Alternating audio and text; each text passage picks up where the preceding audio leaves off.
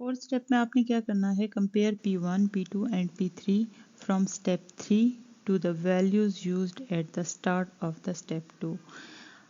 If there is no significant change in any one of them, then go to step 5. कि अगर आपने जो P1, P2, P3 की आपके पास न्यू वैल्यूज़ आ चुकी हैं, आपने उसको मैच करवाना है जो आपने स्टार्टिंग में ली थी। स्टार्ट में जो आपका स्टेप 1 था उसमें आपने क्या किया था कि पिक की थी P1, P2, P3 की वैल्यूज़। अब जो आफ्टर कैलकुलेशन आपके पास P1, P2, P3 की वैल्यूज़ आई हैं, आपने इनको मैच करवाना है जो स्टेप 1 में आपने पिक की थी। अगर तो उनमें सिग्निफिकेंस चेंज है, ठीक है, फिर तो आपने अगेन जाना है दोबारा स्टेप 2 पे और फिर यही सारा प्रोसीजर करना है। लेकिन अगर जो आपकी स्टार्टिंग वैल्यूज़ थी जो आपने स्टेप 1 में ली थी वो वैल्यूज़ और स्टेप 4 वाली P1, P2, P3 की वैल्यूज़ में कोई चेंज नहीं आ रहा, बहुत मिनिमम सा चेंज है, माइनर सा चेंज है जिसको आप इग्नोर भी कर सकते हैं, या वो कांस्टेंट हो रही हैं, उनमें चेंज नहीं आ रहा, तो फिर आपने स्टॉप कर जाना है, फिफ्थ स्टेप पे चले जाना और फिफ्थ स्टेप आपका क्या है, डन या स्टॉप हो जाता है।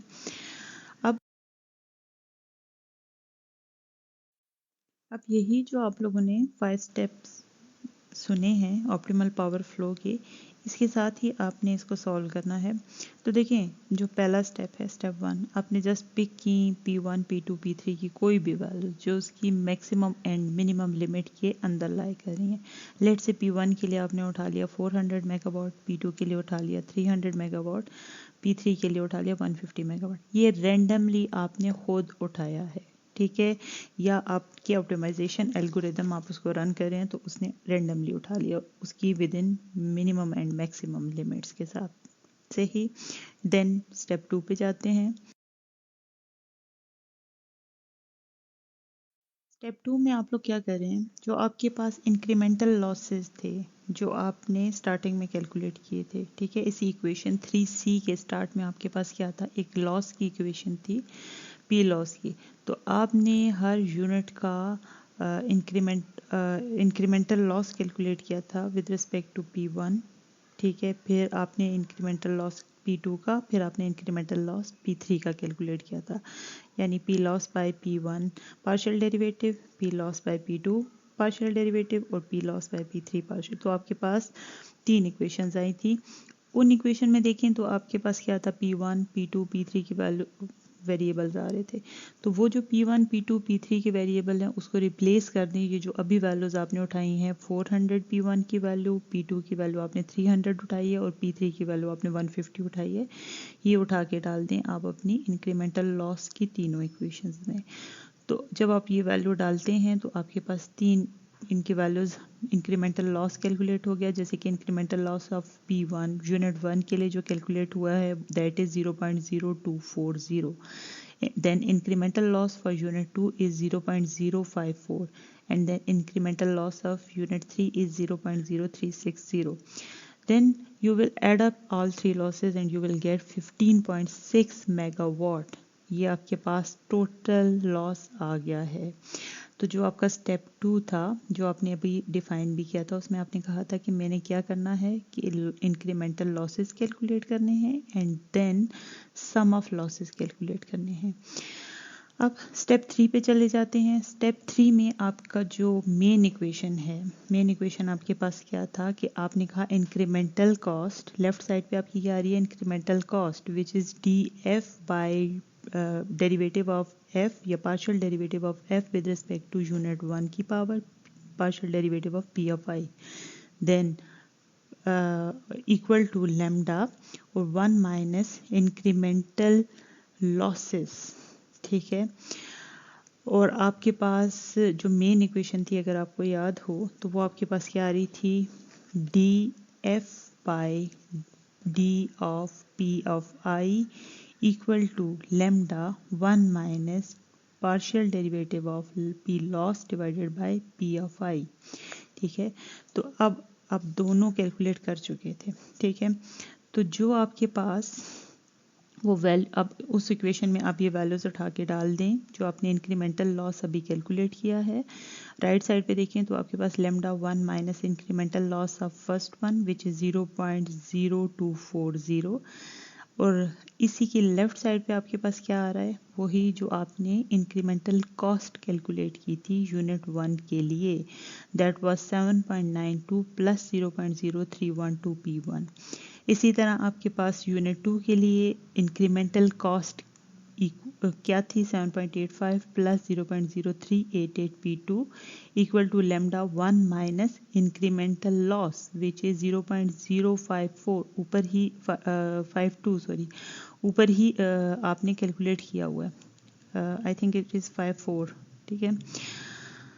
तो आप इसको सॉल्व करें एंड देन आपके पास थर्ड यूनिट के लिए जो इंक्रीमेंटल कॉस्ट आ रही थी दैट इज 7.97 और 99 plus 0.0964 P3 equal to lambda 1 into 1 minus incremental loss which is 0.0360।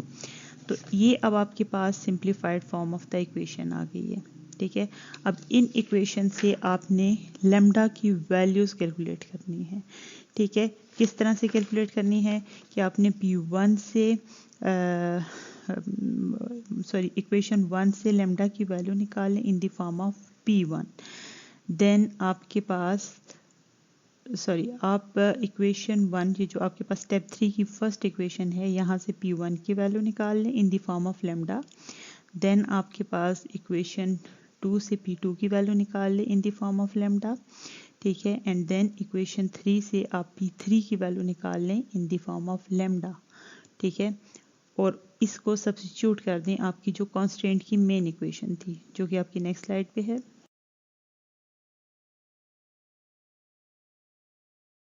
जब आपने P1, P2, P3 की वैल्यू प्रीवियस स्लाइड में निकाल ली in the form of lambda और वो वैल्यूज़ यहाँ पे उठा के डाल दें कि आपके पास लोड है 850 एंड आपके पास जो लॉसेज आए हैं टोटल लॉसेज वो आपके पास कितने आ रहे हैं 15.6 मेगावाट, ठीक है। और P1, P2, P3 की वैल्यूज जो आपने इन द फॉर्म ऑफ लेमडा भी कैलकुलेट की है उसको यहाँ पे डालें तो आपके पास लेमडा की वैल्यू आ जाएगी विच इज़ 9.5252 रुपीज़ पर मेगावाट आवर, ठीक है। अब ये लेमडा की वैल्यू उठा के वापस डालें आपकी P1, P2, P3 की इक्वेशन में तो आप सिंपली P1, P2, P3 की न्यू वैल्यूज आपके पास आ जाएंगी। तो P1 की न्यू वैल्यू आपके पास जो आ रही है दैट इज़ 440.65 मेगावाट, P2 की 299.12 मेगावाट, P3 125.77 मेगावाट आ रही है। अब नेक्स्ट स्टेप 4 पे चले जाएं तो बेसिकली स्टेप 3 में आपने क्या किया, स्टेप 3 में आपने सिंपली न्यू पावर्स कैलकुलेट की हैं, ठीक है। 3 यूनिट थी, तीनों यूनिट की न्यू पावर्स कैलकुलेट की और जो आपकी मेन इक्वेशन थी लैग्रेंज की उस इक्वेशन से ये आपकी incremental cost equal to lambda into 1 minus incremental losses, वो इक्वेशंस यूज़ करके आपने 3 न्यू पी की वैल्यूज़ फाइंड आउट कर ली हैं। P1, P2, P3 की न्यू वैल्यूज़ आपके पास आ गई हैं।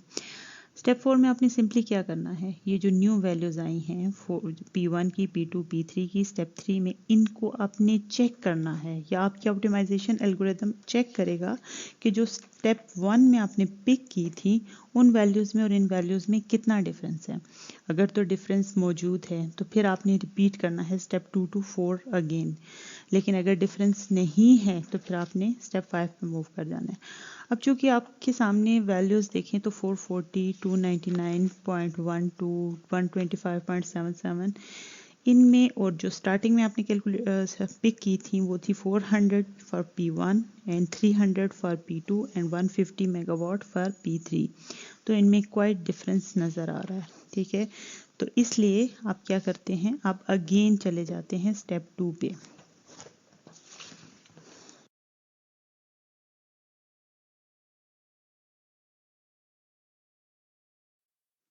अगेन जब आप स्टेप 2 पे जाते हैं तो फर्स्ट स्टेप आपका क्या होगा, आपने इंक्रीमेंटल लॉसेस कैलकुलेट करने हैं विद दीज न्यू पावर्स, ठीक है। तो अब इंक्रीमेंटल लॉस आपके सामने स्लाइड पे कैलकुलेट हुआ भी है। तो आप देखें आपने न्यू पावर्स के साथ यानी incremental loss of P1 first unit के लिए आपने कैलकुलेट किया विद न्यू पावर 440.65 के साथ। इसी तरह incremental loss for second unit आपने कैलकुलेट किया with new power which is 299.12 and then you have calculated third unit, incremental loss for third unit with new power which is 125.77. Then again total, you have calculated total loss which is 15.78 megawatt.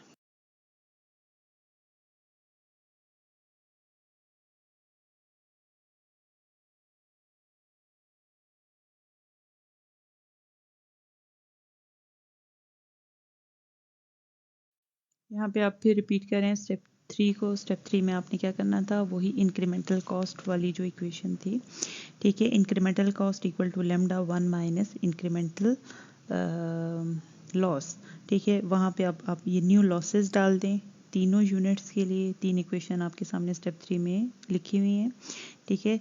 तो तीनों unit का new incremental loss जब आप डालते हैं तो यहाँ से आप अगेन आपकी equation P1 and lambda, P2 and lambda and P3 and lambda की फॉर्म में आ जाती है। अगेन आप P1 की वैल्यू को सेपरेट कर लें in the form of lambda, P2 की वैल्यू को सेपरेट कर लें in the form of lambda, P3 की वैल्यू को सेपरेट कर लें in the form of lambda. और फिर आप क्या करेंगे, इसकी वैल्यूज को सेपरेट करने के बाद आपका जो मेन कॉन्स्टेंट वाला इक्वेशन था आप उसमें डाल दें। तो वो आपके पास क्या इक्वेशन आ रही थी, again P1 plus P2 plus P3 minus 850 and new losses were 15.78। वो लॉसेज आपने न्यू लॉसेज डाले तो आपके यहाँ से आपके पास वैल्यूज कैलकुलेट हो गई हैं। यहाँ से फिर इसकी वैल्यूज़ कैलकुलेट कर लें और P1 P2 P3 की जगह आप डाल देंगे लेमडा की फॉर्म में जो आपने वैल्यूज सेपरेट की हैं ऊपर स्टेप 3 में, ठीक है। तो आपके पास क्या आ जाएगा, लेमडा की वैल्यू सेपरेट हो जाएगी, ठीक है। मैं फिर बता देती हूँ कि आप क्या करोगे कि यहाँ पे जो आपने P1 स्टेप 3 में आपके पास इंक्रीमेंटल न्यू लॉसेज आपने डाले, उन इंक्रीमेंटल लॉसेस के बाद आपके पास P1 की, P2 एंड P3 तीनों वैल्यूज आपके पास in the form of lambda आ गई हैं। तो आपने फर्स्ट इक्वेशन से P1 की वैल्यू को सेपरेट कर लेना है इन the form of lambda, second equation से P2 की वैल्यू को सेपरेट कर लेना है इन the form of lambda, and third equation से आपने P3 की वैल्यू को सेपरेट कर लेना है इन द फॉर्म ऑफ लेमडा। और वो तीनों वैल्यूज P1 P2 P3 की वैल्यूज उठा के डाली जो आपकी मेन इक्वेशन थी कांस्टेंट वाली, which is generation minus load minus losses equal to 0।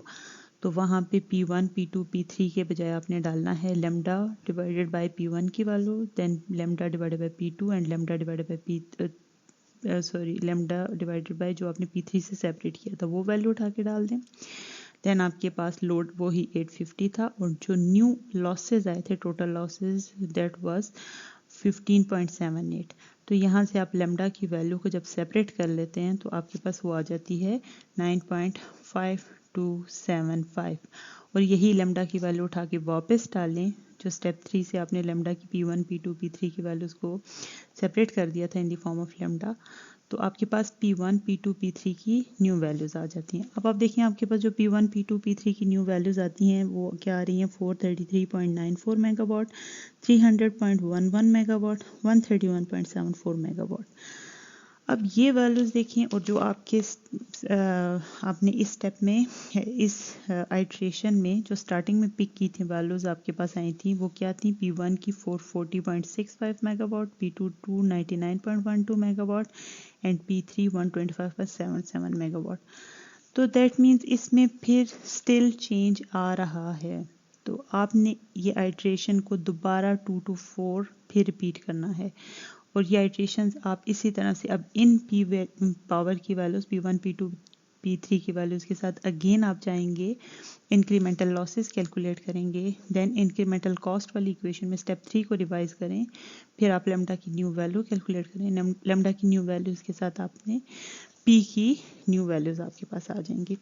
ये प्रोसीजर स्टेप 2 टू स्टेप 4 आपने अनटिल रिपीट करना है जब तक आपके पास ये चेंज ख़त्म नहीं हो जाता। जो आप वैल्यूज पिक करते हैं स्टेप 2 के स्टार्ट में एंड देन जो आपके स्टेप 4 के एंड में जो वैल्यूज आ रही हैं इन दोनों में अगर डिफरेंस ख़त्म नहीं हो जाता तो ये आपने इसको रिपीट करते रहना है।